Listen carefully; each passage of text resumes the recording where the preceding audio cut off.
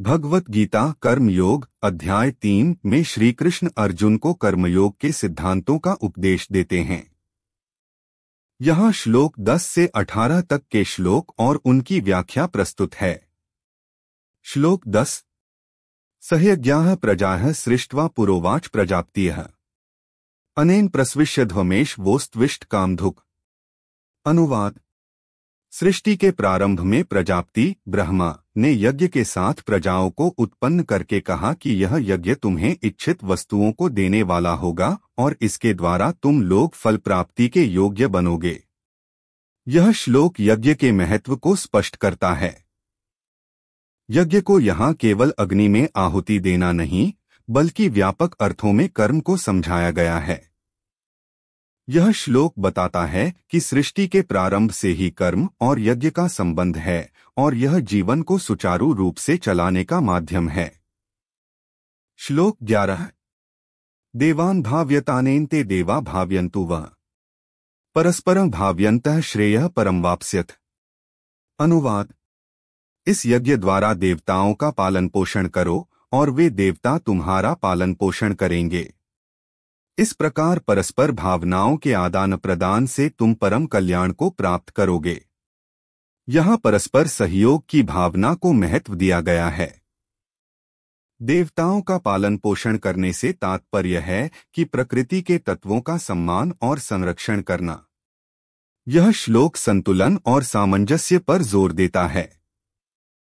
श्लोक 12 इष्टान् भोगान् हि वो देवा दास्यन्ते यज्ञ भाविताः तैर्दत्तान् प्रदायभ्यो यो भुङ्क्ते स्तेन एव सः। अनुवाद। यज्ञ से प्रसन्न हुए देवता तुम्हें इच्छित भोग देंगे, लेकिन जो मनुष्य उनको दिए बिना उनका उपभोग करता है वह चोर के समान है। इस श्लोक में यह बताया गया है कि हमें अपनी आवश्यकताओं के लिए प्राकृतिक संसाधनों का उपयोग करना चाहिए, लेकिन उनका संरक्षण और पुनः पूर्ति भी करनी चाहिए। जो व्यक्ति केवल उपभोग करता है और योगदान नहीं करता, वह समाज और प्रकृति का शोषण करता है। श्लोक 13 यज्ञशिष्टाशिनः सन्तो मुच्यन्ते सर्वकिल्बिषयः भुञ्जते ते त्वघ्न पापा ये पचन्त्यात्मकारणात्। अनुवाद। यज्ञ से बचे हुए अन्न को खाने वाले पुण्यात्मा समस्त पापों से मुक्त हो जाते हैं, लेकिन जो लोग केवल अपने लिए पकाते हैं वे पाप खाते हैं। इस श्लोक में यज्ञ से प्राप्त अन्न को पवित्र माना गया है। यह व्यक्तिगत स्वार्थ और सामूहिक भलाई के बीच का अंतर बताता है। स्वार्थी जीवन जीने वाले पाप के भागीदार बनते हैं। श्लोक 14 अन्नाद् भवन्ति भूतानि पर्जन्यादन्न संभवः यज्ञाद् भवति पर्जन्यो यज्ञः कर्मसमुद्भवः। अनुवाद। अन्न से प्राणी उत्पन्न होते हैं, वर्षा से अन्न होता है, यज्ञ से वर्षा होती है और यज्ञ कर्मों से उत्पन्न होता है। यह श्लोक प्राकृतिक चक्र और कर्म के महत्व को दर्शाता है। यह बताता है कि कर्म और यज्ञ के बिना जीवन संभव नहीं है। कर्मों से यज्ञ, यज्ञ से वर्षा और वर्षा से अन्न उत्पन्न होता है। श्लोक 15 कर्म ब्रह्मोद्भवं विद्धि ब्रह्माक्षर समुद्भवम् तस्मात् सर्वगतं ब्रह्मा नित्य यज्ञ प्रतिष्ठितम्। अनुवाद।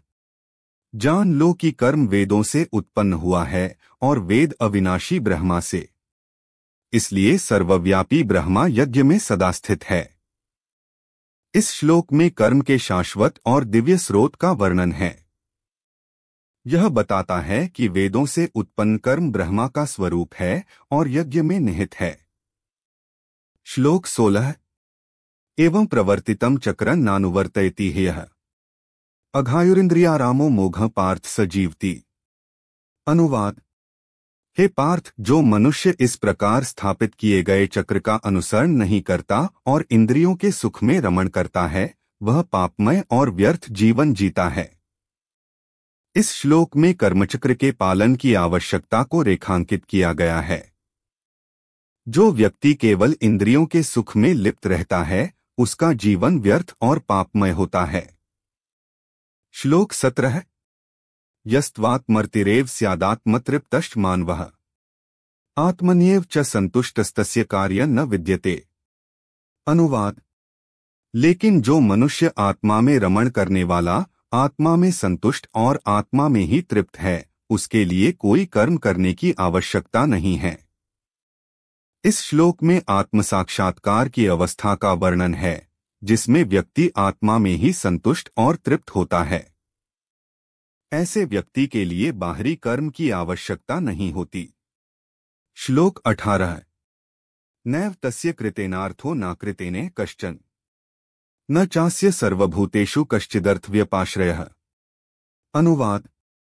उस व्यक्ति का न तो कर्म करने से कुछ प्रयोजन है और न कर्म न करने से, और न ही उसे किसी जीव के प्रति कोई प्रयोजन होता है।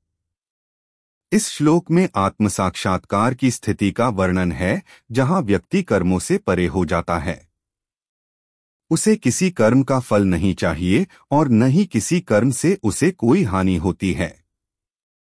इन श्लोकों में श्री कृष्ण ने कर्मयोग का विस्तार से वर्णन किया है और यह बताया है कि किस प्रकार कर्म, यज्ञ और धर्म का पालन करते हुए जीवन में संतुलन और समर्पण का महत्व है।